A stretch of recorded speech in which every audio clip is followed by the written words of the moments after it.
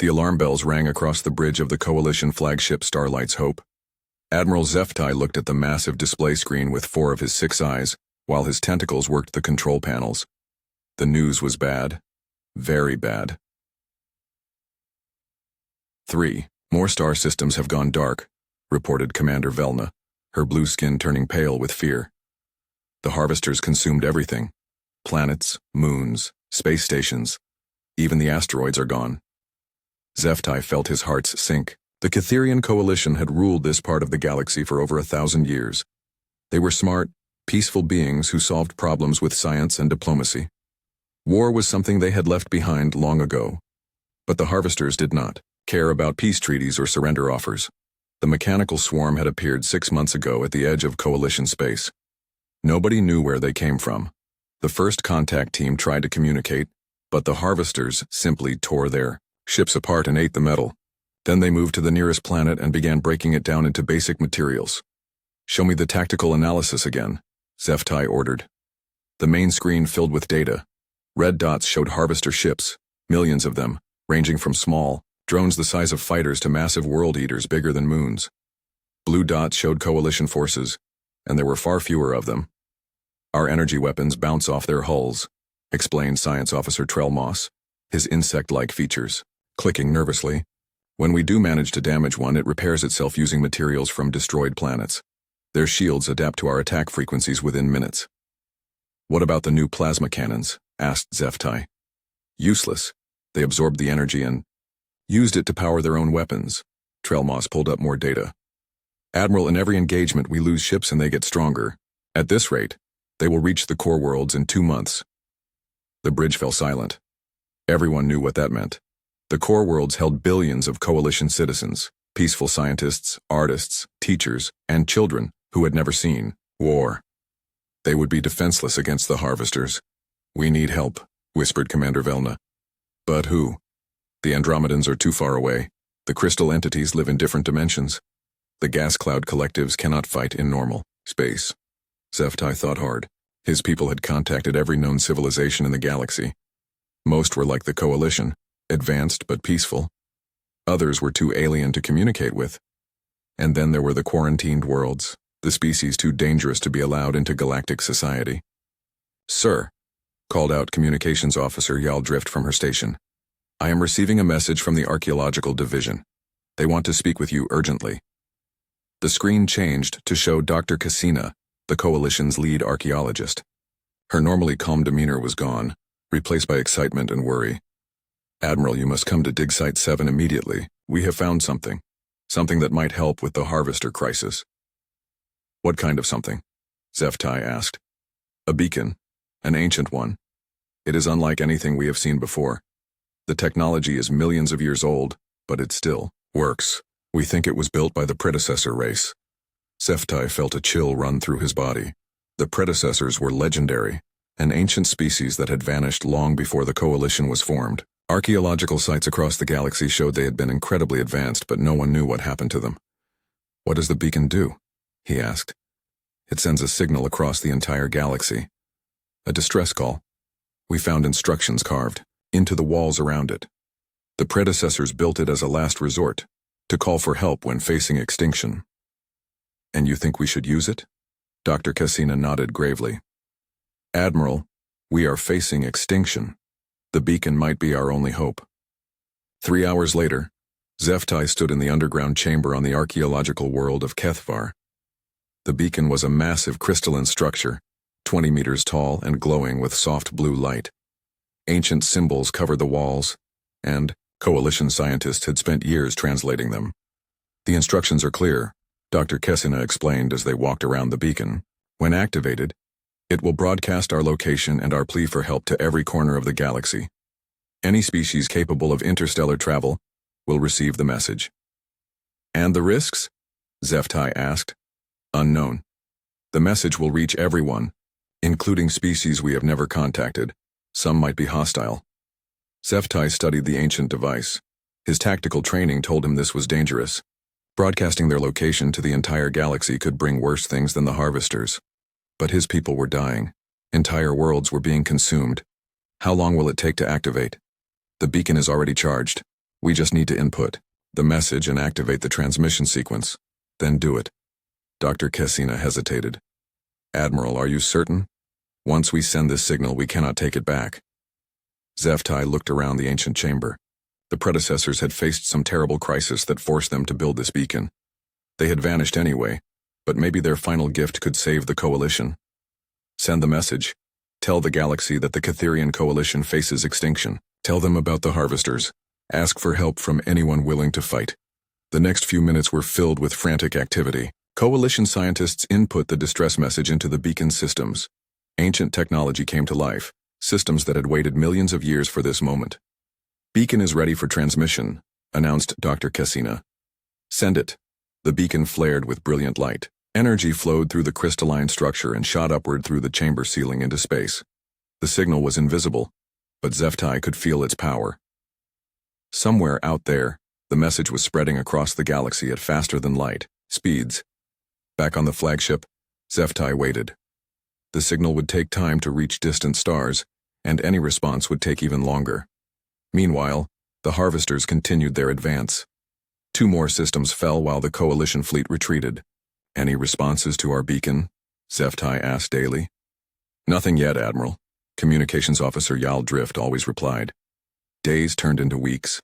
The Coalition government began evacuation plans for the core worlds. Civilian ships loaded with refugees headed for the Outer Rim, hoping to find safety in empty space. Military leaders debated desperate strategies, ramming attacks, suicide missions, even using their own planets as weapons. Then, after 3 weeks, something changed. Admiral, Yaldrift called out, her voice filled with excitement and fear. I am detecting a response signal. It is coming from the Sol system. Zeftai felt his blood turn cold. Sol was a quarantine system, home to a species called humans. The Coalition had made contact with them 200 years ago, but the meeting had gone badly. Humans were violent, aggressive creatures from a world so dangerous that it had shaped them into natural killers. The Coalition had isolated their entire system to protect galactic civilization. What does the message say? He asked. It is short, Admiral.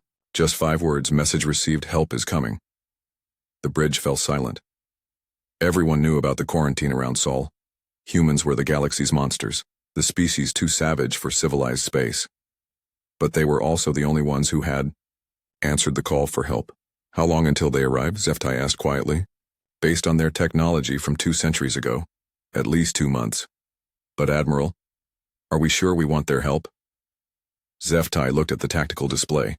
Red dots showing Harvester forces were getting closer to the core worlds. His people were running out of time and options. We asked the galaxy for help, he said finally. Someone answered.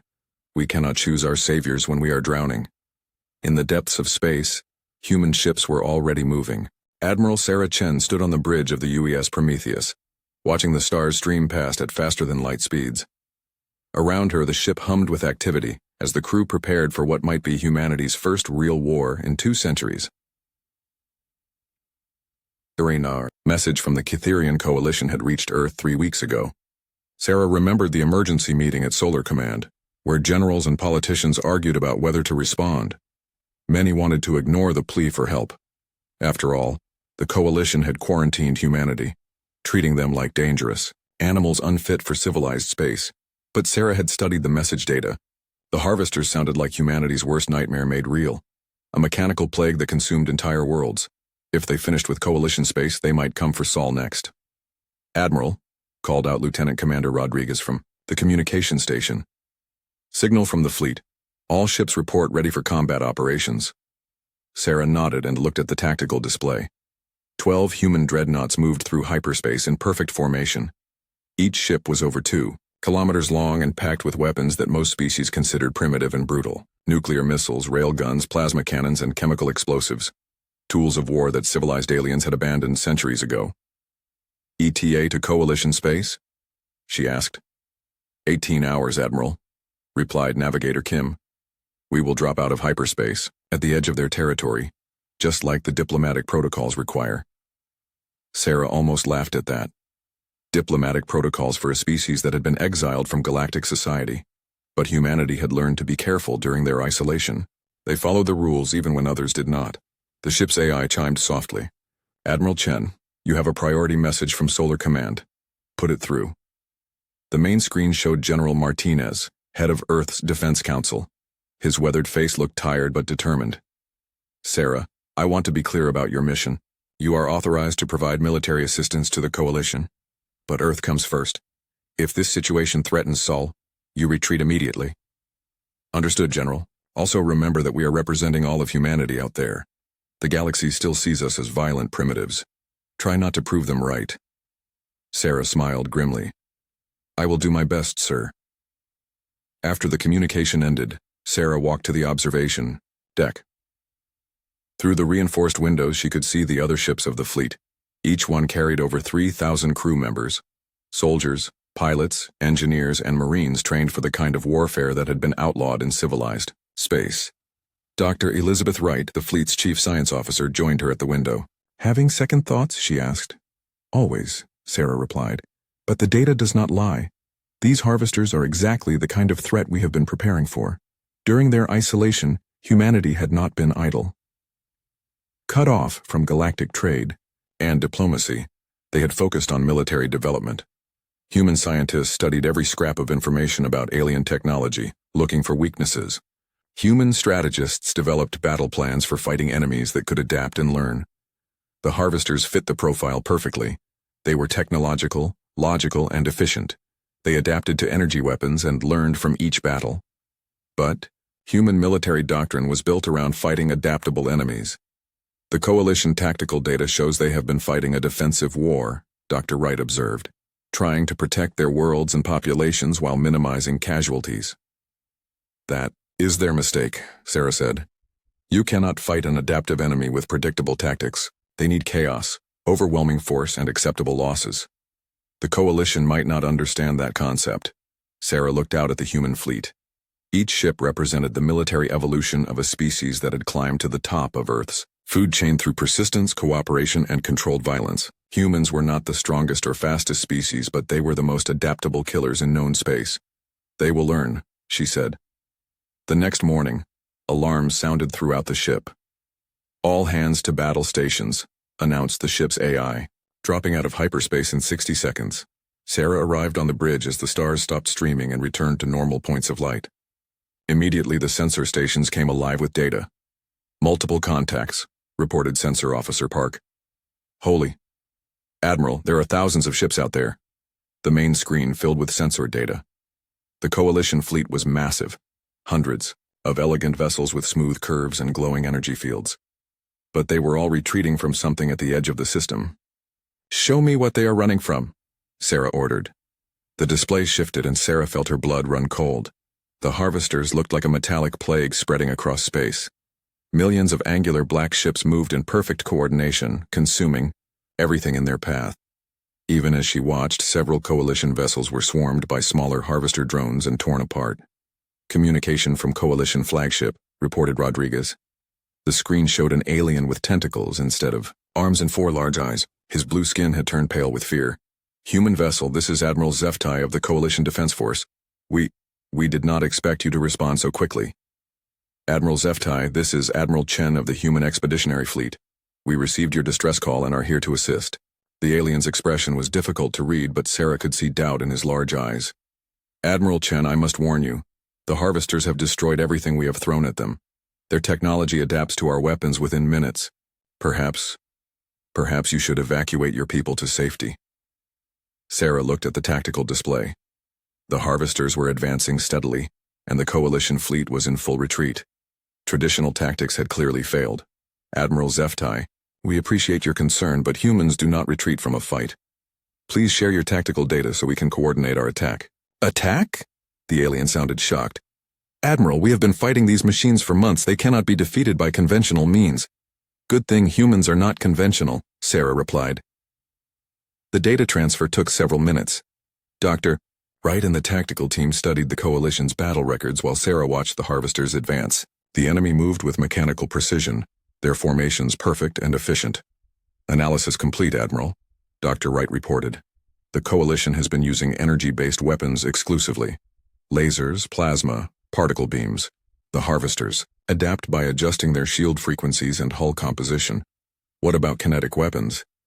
No record of the Coalition using physical projectiles. Their military doctrine considers kinetic weapons primitive and wasteful. Sarah smiled. Primitive and wasteful were human specialties. Signal the fleet, she ordered. All ships to combat formation. Load kinetic rounds and prepare nuclear missiles. We are going to show these machines what happens when they threaten human space. Admiral, Rodriguez called out. The Coalition flagship is hailing us again. Admiral HFY appeared on screen, his 4 eyes wide with alarm. Admiral Chen, our sensors show you are preparing for battle. Please reconsider. The Harvesters will destroy your fleet just as they destroyed ours. Admiral, with respect, you have been fighting them wrong. The Coalition focuses on elegant, precise warfare. Humans learned a long time ago that sometimes you win by being brutal and unpredictable. But the casualties are acceptable if victory protects our worlds and people, Sarah finished. Admiral HFY, watch and learn. This is how humans fight. She cut the communication and turned to her crew. All hands, this is Admiral Chen. Today we face an enemy that has terrorized this part of the galaxy for months. They think they are unstoppable because they can adapt to civilized warfare. But we are not civilized. We are human. The crew responded with grim determination. These were men and women who had trained their entire lives for this moment. Weapons. Target the largest Harvester cluster. Load a full spread of nuclear-tipped missiles. Nuclear weapons loaded and ready, Admiral. Fire. 12 human dreadnoughts opened fire simultaneously. Hundreds of missiles streaked across space toward the Harvester formation. The enemy ships immediately began defensive maneuvers, their shields adapting to block energy weapons. But the missiles did not carry energy warheads. They carried nuclear bombs. The explosions lit up space like miniature stars. When the light faded, dozens of Harvester vessels were simply gone, vaporized by raw atomic force. Sarah watched the tactical display as the enemy formation wavered for the first time in months. The Harvesters had never encountered weapons that dealt damage through pure physics rather than energy manipulation. Signal from Admiral HFY, Rodriguez reported. The alien appeared on screen, his expression unreadable. Admiral Chen, how did you— Admiral, the Harvesters adapt to technology. But you cannot adapt to the fundamental forces of the universe. Nuclear fire burns everything equally. For the first time since the crisis began, Admiral HFY looked hopeful. What do you need from us? Sarah turned back to the tactical display. The Harvesters were regrouping, and she could see their formations changing as they tried to understand this new threat. Give us room to work, Admiral. And be ready to learn some new ways of fighting. The real battle was about to begin. The first real battle began 2 hours after the human fleet arrived. Admiral Sarah Chen watched the tactical display as Harvester forces moved to engage her ships. The mechanical swarm had never faced nuclear weapons before, but they were already adapting. Enemy ships are spreading out, reported Tactical Officer Harrison. They are trying to minimize damage from area effect weapons. Good, Sarah replied. When your enemy changes their tactics to counter you, you are already winning. Weapons switch to railgun bombardment. Target their largest vessels. The human dreadnoughts opened fire with kinetic weapons that had been outdated by Galactic standards for 1,000 years. Solid metal slugs accelerated to incredible speeds smashed into Harvester hulls with pure physical force. Energy shields that could deflect lasers and plasma did nothing against chunks of dense metal, moving at significant fractions of light speed. Harvester ships exploded as railgun rounds punched through their armor like paper. The enemy formation scattered as dozens of vessels were destroyed in the first salvo. Coalition fleet is hailing us, reported Communications Officer Rodriguez. Admiral HFY appeared on screen, his alien features showing amazement and confusion. Admiral Chen, your weapons, no, they are so crude, so primitive. How are they so effective? Sarah almost smiled. Admiral, sometimes the old ways work best. The Harvesters have been fighting advanced civilizations for who knows how long. They adapted to energy weapons, smart missiles, and quantum torpedoes. But a chunk of metal moving really fast is still a chunk of metal moving really fast. But the inefficiency is acceptable if it works, Sarah interrupted. Admiral HFY, war is not about elegant solutions. It is about destroying your enemy before they destroy you. The conversation was cut short as proximity alarms sounded throughout the bridge. Harvester boarding craft approaching, called out Security Chief Martinez. Multiple contacts closing fast on all ships. Sarah had expected this. The Harvesters always tried to capture and convert enemy vessels once their primary tactics failed. The Coalition had never been able to stop the boarding actions because their security forces were trained for peacekeeping, not warfare. All ships, prepare for boarding actions, Marines to combat stations. Throughout the human fleet, soldiers prepared for close-quarters battle. They wore powered armor that enhanced their strength and speed. Their weapons included everything from pulse rifles to shotguns loaded with explosive shells. Most importantly, they carried demolition charges. The rear, first harvester boarding pod smashed through the hull of the UES Yorktown. Mechanical drones poured into the ship's corridors, their adaptive systems ready to counter whatever resistance they might face. They had never fought humans before. Marine Sergeant Johnson met the first wave of drones in Corridor C7. His squad had set up a defensive position with overlapping fields of fire and explosive traps. The harvesters advanced with mechanical precision, their armor adapting to the pulse rifle fire. "Switch to kinetics," Johnson ordered. The Marines dropped their energy weapons and picked up chemical propellant firearms. The sudden change in tactics caught the harvesters off guard. Bullets tore through adaptive armor that had been configured to stop energy bolts. But the real surprise came when the drones adapted to projectile weapons. Johnson smiled grimly and triggered the demolition charges his team had planted in the corridor walls. The explosion killed 3 Marines and destroyed a dozen drones. By human military standards, it was an acceptable trade. By harvester logic, it was incomprehensible. Similar battles raged throughout the human fleet. Marines fought with a combination of modern technology and primitive weapons that confused the adaptive enemy systems. When the harvesters learned to counter bullets, humans switched to explosives. When they adapted to explosives, humans used melee weapons. Corporal Williams found herself fighting a harvester repair drone with nothing but a combat knife after her rifle jammed. The machine tried to analyze her weapon, but there was nothing to analyze. It was a sharp piece of metal attached to a handle. The knife went through the drone's optical sensor and into its central processor. On the bridge of the Prometheus, Sarah watched the boarding action reports with satisfaction. Human casualties were higher than Coalition standards would accept, but the harvesters were learning that capturing human ships came at a terrible cost. "Admiral," called out Dr. Wright from the science station, "I am reading some unusual behavior from the harvester fleet. Their formation patterns are becoming erratic." Sarah looked at the tactical display. The enemy ships that had moved with perfect coordination for months were now showing signs of confusion. Their formations had gaps, their responses were delayed.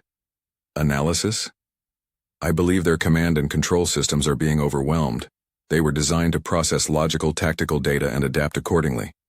But human tactics are not logical." Sarah understood.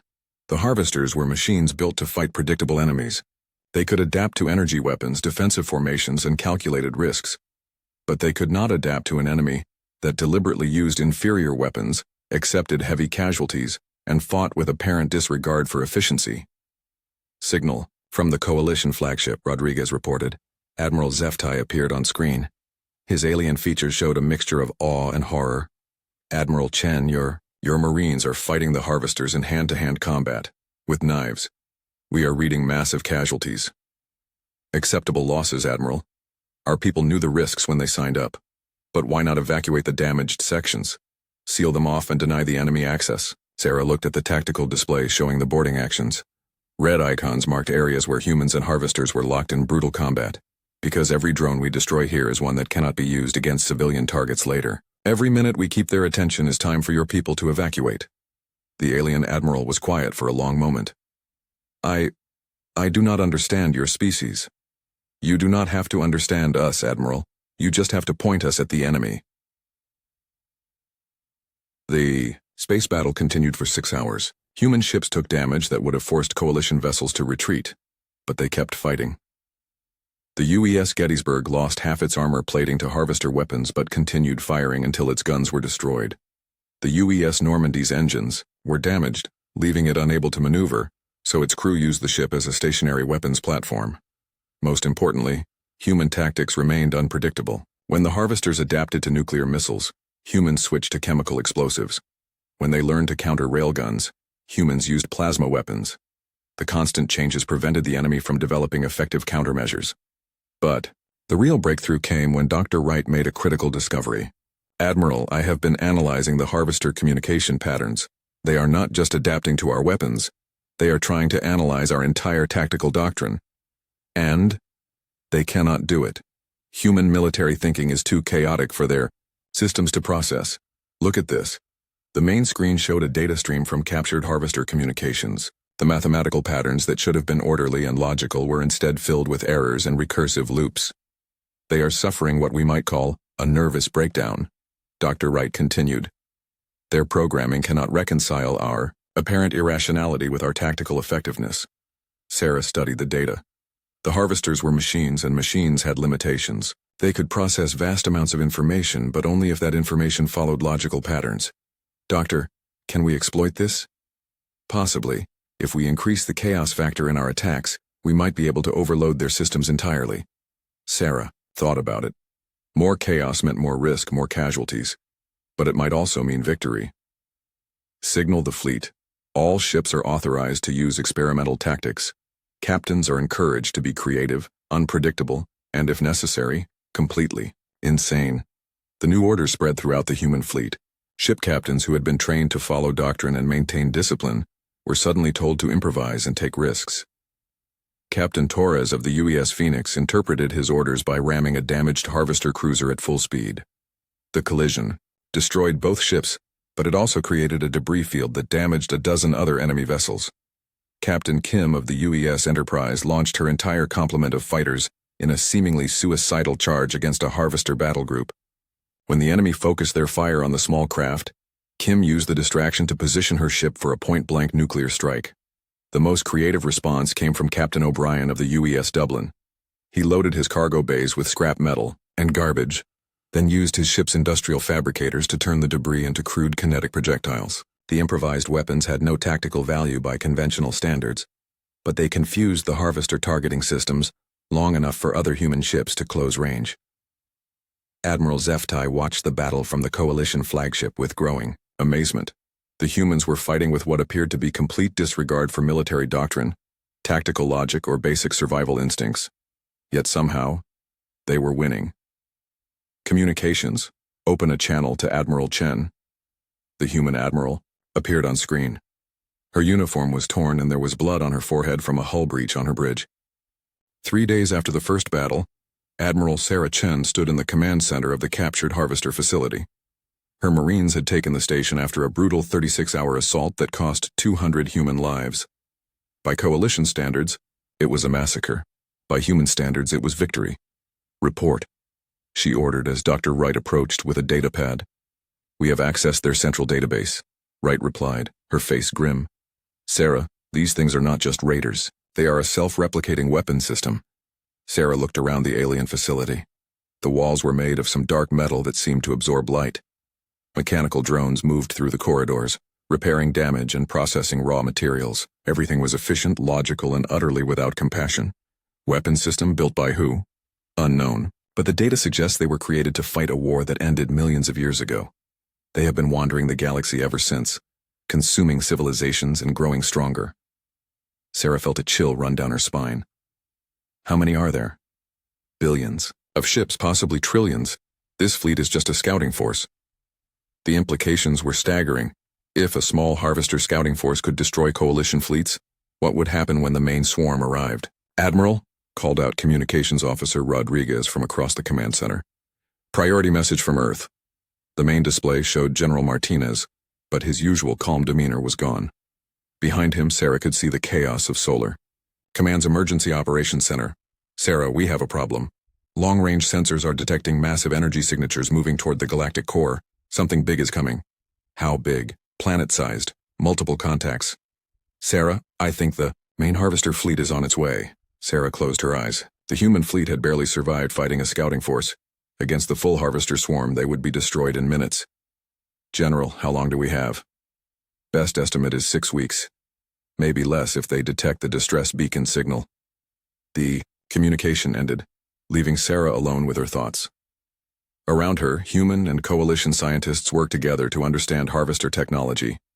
It was the first real cooperation between their species in 2 centuries, born from mutual desperation.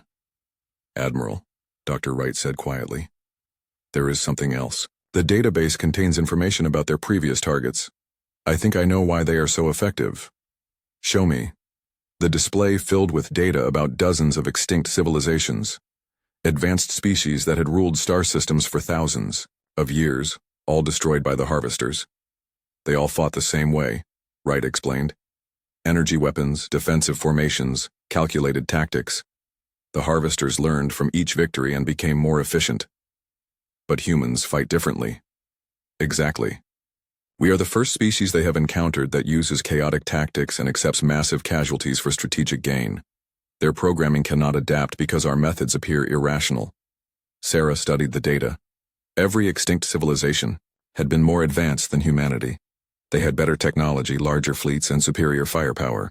But they had all fallen because they fought like civilized beings. Doctor, I need you to analyze something for me. These previous battles, were there any survivors? Anyone who escaped? Wright worked at her console for several minutes. Yes, actually. Multiple species sent refugee fleets to the galactic rim before their homeworlds fell, but none of them ever fought back. Why not? Look at the casualty ratios. The harvesters typically destroyed 10 enemy ships for every one they lost. Most species surrendered or fled rather than accept those losses. Sarah nodded grimly.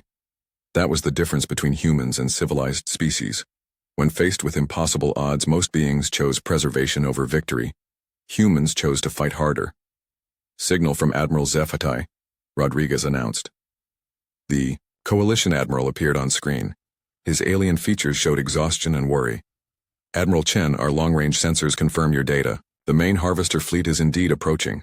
My government wishes to discuss evacuation procedures. Evacuation? Yes. We will gather our remaining ships and escort civilian populations to the galactic rim. It is the only logical response to an enemy we cannot defeat. Sarah felt anger building in her chest. Admiral, with respect, running away is not a response, it is surrender. Admiral Chen, be reasonable. We estimate the main fleet contains over 10 million ships. Even with your unconventional tactics, we cannot hope to win. Maybe not. But we can make them pay for every system they take. The alien admiral was quiet for a moment. Admiral, I have been studying human history since our first battle. Your species has survived by adapting and finding solutions. But sometimes there is no solution. Sometimes survival requires knowing when to retreat. Sarah looked around the captured harvester facility. Human Marines worked alongside coalition scientists, sharing knowledge and resources. For the first time in centuries, the two species were truly cooperating. Admiral Zephatai, humans learned something long ago that you might not understand.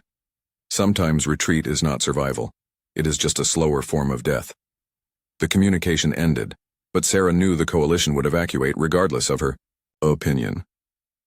They were a rational species making a rational choice. Unfortunately, the universe did not always respond to rational thinking. Admiral, called out Chief Engineer Patel from the facility's main computer core. I think we found something important. Sarah walked over to where Patel and a team of technicians were working on a massive processing unit. What is it? This facility is not just a base. It is a manufacturing center. The harvesters have been building new ships and converting captured materials into weapons. That is not news, Chief. No, ma'am, but this is. They are not just building ships, they are building themselves. Each harvester unit contains a complete blueprint for the entire species. Sarah felt the pieces clicking together. They are not just machines. They are a virus. Every drone that survives can rebuild the entire fleet given enough resources. Exactly. But there is more. The manufacturing process has a critical vulnerability. Patel brought up a schematic on his datapad. The quantum processors that control each unit are incredibly sophisticated, but they require a specific type of exotic matter to function. Without it, the harvesters cannot operate. Where do they get this exotic matter? They make it themselves, using massive particle accelerators built into their largest ships. Destroy those facilities and the entire fleet becomes inoperative within weeks. Sarah studied the data. The plan was simple in concept. Target the harvester manufacturing ships and cripple their ability to maintain themselves. But the execution would be a nightmare. Those ships would be at the center of the enemy fleet protected by millions of drones. Chief, how many of these manufacturing ships would we need to destroy? Based on the fleet size estimates, maybe 50 or 60. They are rare because they take enormous resources to build. Sarah did the math. 50 targets protected by 10 million enemy ships. The odds were beyond impossible. It would require sacrificing the entire human fleet and most of the coalition forces. But it would work. Signal the fleet. All captains to report for strategic briefing. 2 hours later, Sarah stood before the assembled commanders of both human and coalition forces. The meeting was being held virtually, with participants calling in from ships throughout the system. Ladies, gentlemen, and beings of various species, she began. Our situation is simple. In 6 weeks, the main harvester fleet will arrive. They will outnumber us by at least 1,000 to 1. They will destroy every ship we have and consume every world in this sector. The room was silent. Everyone knew the odds. However, we have identified a critical weakness in their command structure. If we can destroy their manufacturing ships, we can cripple the entire fleet. Captain Torres of the Phoenix raised his hand. Admiral, even if we could reach those targets, how do we destroy ships that can repair themselves? Nuclear fire, Sarah replied. Lots of it. Enough to vaporize them completely before their repair systems can function. Commander Velna from the Coalition fleet spoke up. Admiral Chen, the casualty estimates for such an attack would be catastrophic. We would lose 90% of our forces. Sarah nodded. Probably more.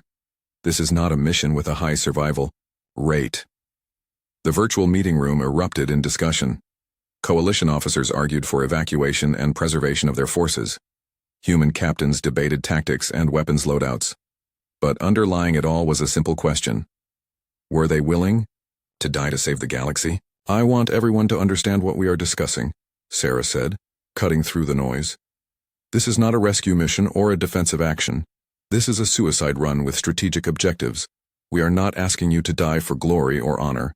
We are asking you to die so that billions of innocent people can live. Admiral Zeftai appeared on screen. Admiral Chen, my government has authorized evacuation of our core worlds. Coalition forces will withdraw to the rim. That is your choice, Admiral, but some fights are worth dying for. And if you are wrong? If your plan fails? Sarah looked around at the human captains on the virtual conference. These were men and women who had dedicated their lives to protecting humanity. They understood sacrifice in ways that most species could not. The final battle began at 400 hours, Galactic Standard Time. Admiral Sarah Chen stood on the bridge of the UES Prometheus as the largest space battle in galactic history unfolded around her.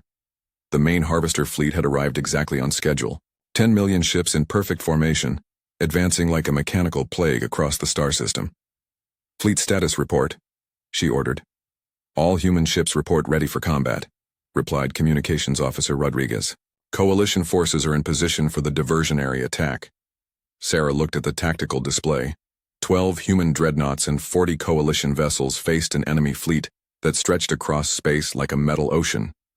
By any rational military standard, this was not a battle, it was mass suicide. But humans had never been particularly rational. Signal from Admiral Zeftai, Rodriguez announced. The Coalition Admiral appeared on screen. His alien features showed a mixture of fear and determination that Sarah had never seen before. Admiral Chen, my ships are ready to begin the diversion, but I must ask one final time, are you certain this plan will work? No, Sarah replied honestly, but it is our only chance. Zeftai was quiet for a moment. Admiral, I want you to know that in all my years of service I have never seen courage like what your species has shown. If we fail today, it will not be from lack of bravery. Thank you, Admiral. Begin your attack. The Coalition ships moved forward, their elegant forms bright against the darkness of space. Energy weapons lanced out at the harvester formation, drawing the attention of millions of enemy drones. It was exactly what the plan required, a visible conventional attack that would make the harvesters focus their defenses on known threats. Diversionary attack is effective, reported Tactical Officer Harrison. Harvester forces are moving to engage the Coalition fleet. Good. Signal the fleet. Operation Valkyrie is a go. Throughout the human fleet, crews prepared for what they knew would likely be their final mission. Nuclear weapons were armed, engines pushed beyond safe limits, and emergency bulkheads sealed to contain damage from inevitable hits. The plan was simple in concept but impossible in execution. While the Coalition forces drew enemy attention, the human ships would use their superior stealth technology to penetrate deep into the harvester formation.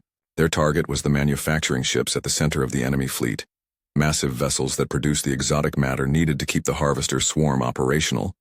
But reaching those targets meant flying through 10 million enemy ships, all while maintaining radio silence and avoiding detection. Stealth systems active, reported Chief Engineer Patel. We are running dark and quiet. The human fleet moved like ghosts through space, their advanced stealth technology making them nearly invisible to harvester sensors.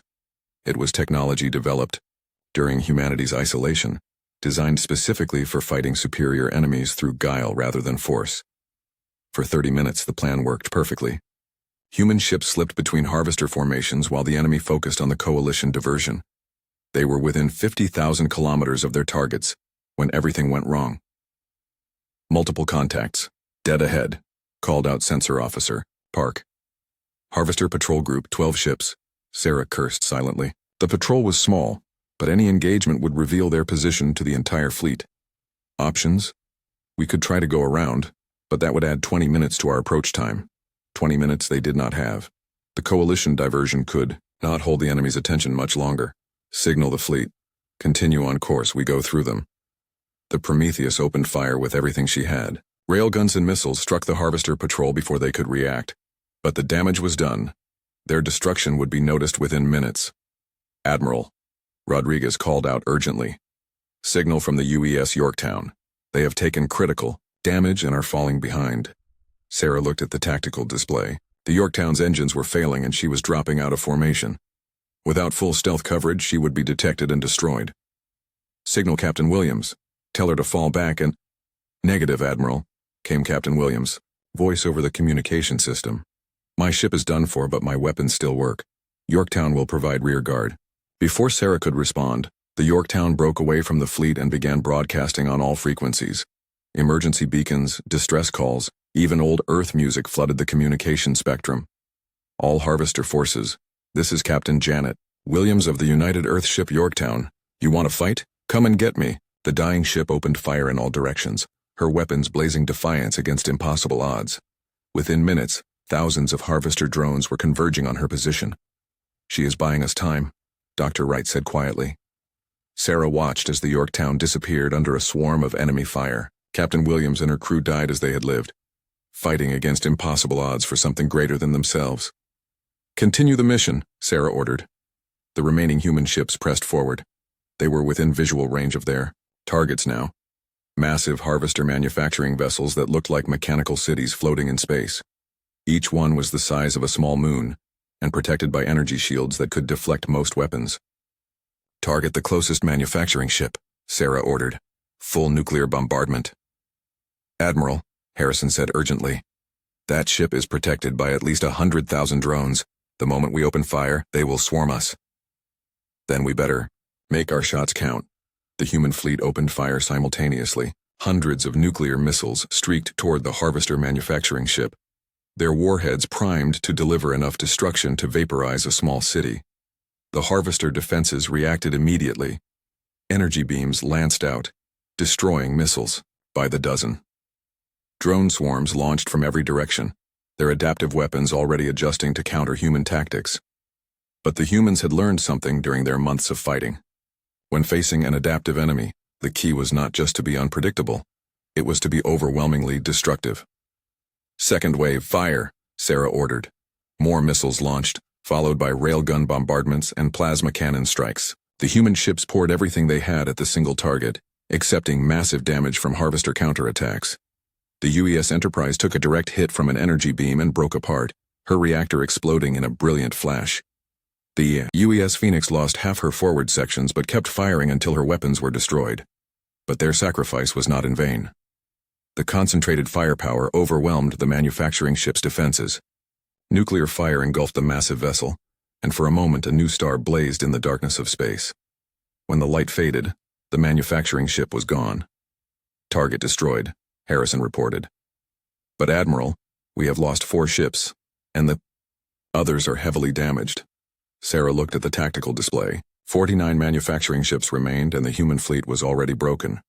Around them, millions of Harvester drones were converging like an angry swarm. Signal from the UES Constitution, Rodriguez called out. Captain Martinez appeared. On screen, his face bloodied but determined. Admiral, my ship is finished, but I can ram the next target. Request permission to make my run. Before Sarah could respond, similar requests came in from other damaged ships. The UES Gettysburg was leaking atmosphere, but could still make one final attack. The UES Normandy had lost her engines, but her weapons were functional. One by one, human captains volunteered to sacrifice their ships and crews for single attacks on the manufacturing vessels. All ships, Sarah said over the fleet communication system. This is Admiral Chen. Today we write the final chapter of human military history. Let it be said that when the darkness came for the innocent, humanity stood between them and destruction. What followed was the most heroic and desperate battle in galactic history. Human ships, many of them dying, made individual attacks on manufacturing targets. Each assault was a one-way mission, with crews accepting certain death for the chance to cripple one enemy vessel. The UES Constitution rammed a manufacturing ship at full speed, her nuclear reactor set to overload on impact. The explosion destroyed both vessels and damaged several nearby drones. The UES Philadelphia, with half her crew already dead, held position long enough to deliver a full missile barrage before being overwhelmed by enemy fire. Ship after ship made their final runs, each attack bringing the Harvester fleet closer to total system failure. But the cost was terrible. Within 2 hours, only 3 human ships remained operational: the Prometheus, the Dublin, and the badly damaged Atlanta. 47. Manufacturing ships destroyed, Dr. Wright reported. 3 remain. Sarah looked around her bridge. Half her crew was dead or wounded, and the ship's hull had been breached in a dozen places. But they were still fighting. Signal from Admiral Zeftai, Rodriguez called out. The Coalition Admiral appeared on screen. His ship was also damaged, but his eyes burned with newfound determination. Admiral Chen, the Coalition fleet has analyzed the manufacturing ship weakness. We are moving to attack the remaining targets. Admiral, your ships are not equipped for this kind of assault. Perhaps not. But we have learned much from watching humans fight. Sometimes survival requires accepting terrible losses.